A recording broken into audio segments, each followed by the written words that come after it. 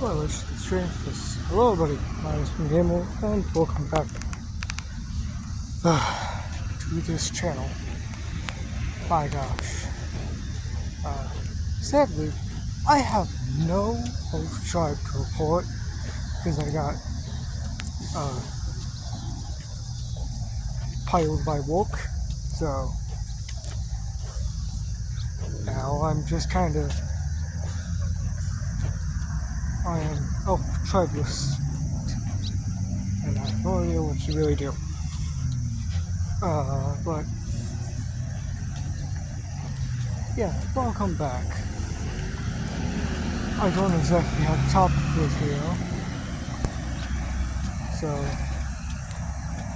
yeah, I guess that's something.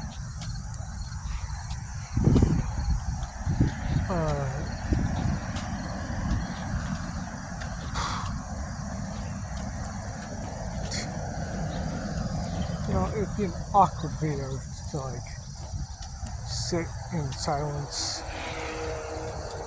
besides the several other sound effects or several other background sounds that could maybe be heard.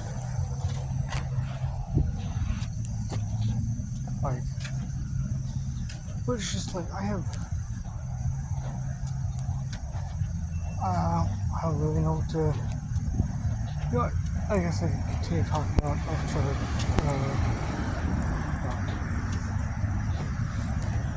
So I think yesterday I talked about how, how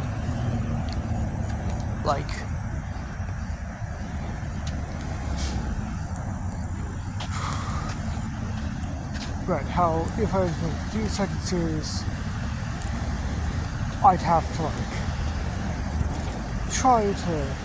I'd have to probably take a break and also think over what the quest would even be, because the second series doesn't exactly have a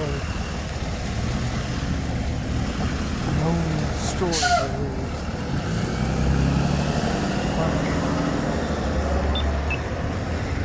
First one is pretty obvious.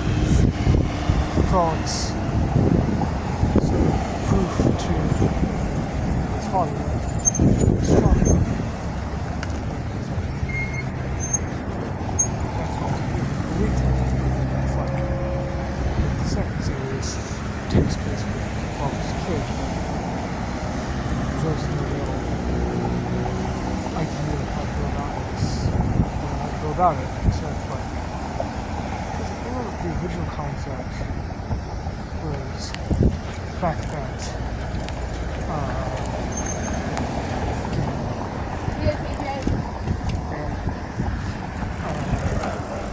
the whole concept for the second series would have been trying to follow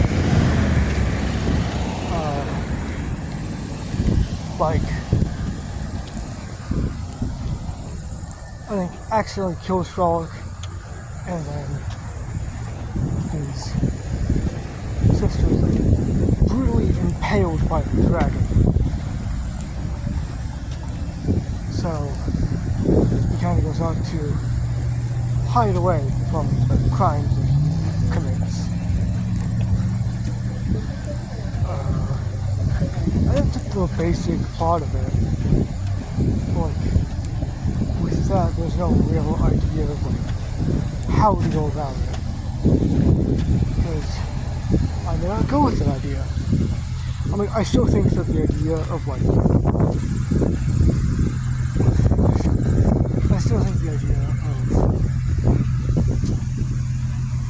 Frog's kid, basically his daughter, impaled by a dragon talon.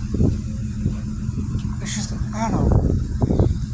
For me, that hits pretty hard, because it's just there's a goal there. Your goal is to kill a fucking dragon. that may be the goal I have him do. Of course, like, you can't go out dragon alone, so you need allies to take on said dragon to avenge his sister. But with that, would also mean that that also means that I have to work on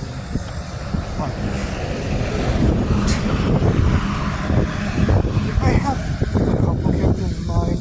Of course, obviously, going to be Pin, because practically the most cameo, or I consider him the main ally of both sides.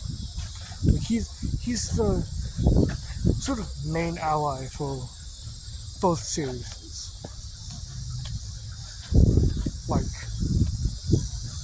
With that, it'd be pretty intimate.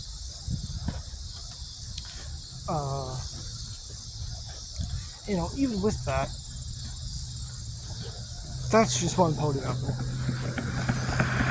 What I could also do with that series, I was also planning on introducing Grandpa Pin's wife, or Pin's fiance of some sort, and she could travel with them too. You got a sword user, a magic user, and whatever the pin is, I consider him a sort of cryptography assassination, maybe a gold of sorts. You can't just win a battle with the dragon with a swordsman, a mage, and a rogue. You need more than that.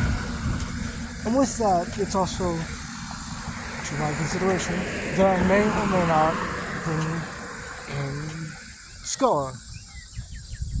Because, I'd say that, we build a boosted, a pretty fairly, I say that I probably built a very large party to take it down. Because how I imagine the dragon is that this motherfucker is giant. He is not, it is not a small dragon. It is enough to, how I imagine it is, it's large enough to, we're going to use the example of how I did with, Foxdottle. Foxdottle would be, right here. The dragon's talon would go straight through it. And it's giant. That's how I imagine is a big dragon. And, with big dragon, you have to have big pody to take down big dragon. That or bullshit tactics, which could also work. But, that's also, besides the point. Because, considering the party, we'd have Frog's son, Pin, Jackie, who is Pin's fiance, and Scar, and maybe her wife. Because, yes, Scar is gay. Gay representation. I had to fit it in somewhere for the series. Either way,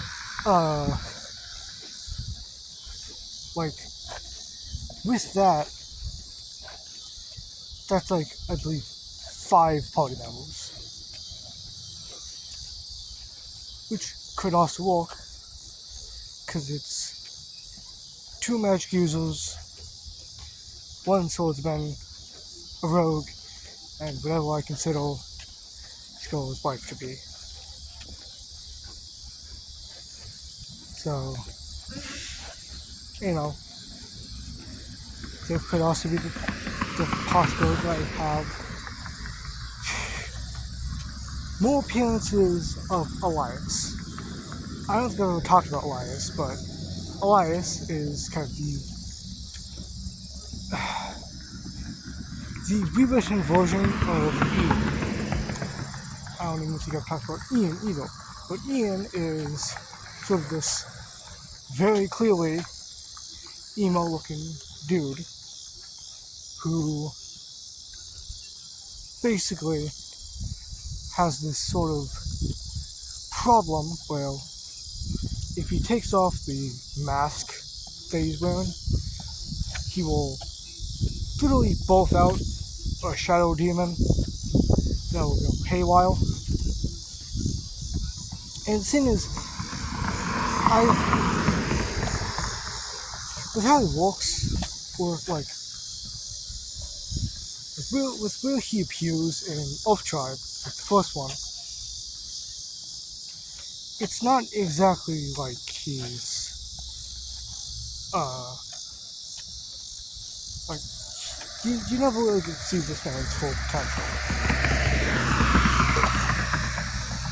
I'd also consider that there was like a time skip so that, you know, Elias would have like more time to kind of take control over it.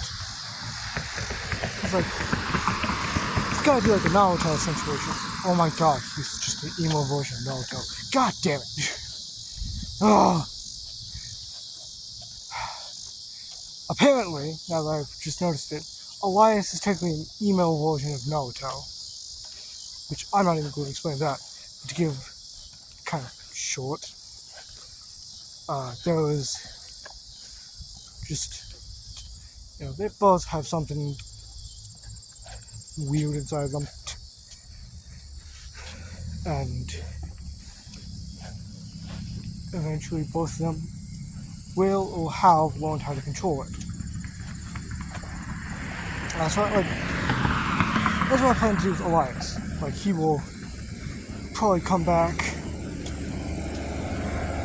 in the second series with, you know, an updated design, first of all, because of his, like, real bond with his beast within him now. And also, like, I don't know, I guess I can't take away the mask. Like, the mask is kind of just the veil. Like, that's the whole point of why he, like, the whole point is that he keeps the mask on to, like he keeps the mask on to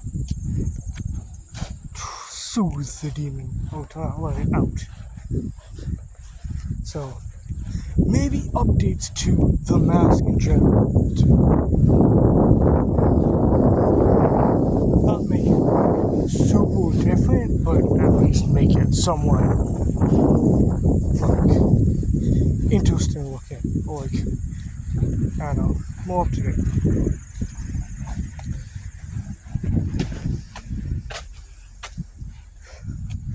Anyhow, plus, the reason why I'd probably been wise into the season 2 is because he appears in like one book and his capabilities aren't exactly shown in full, besides the fact that he is a human with a, like, with a shadow beast inside of him.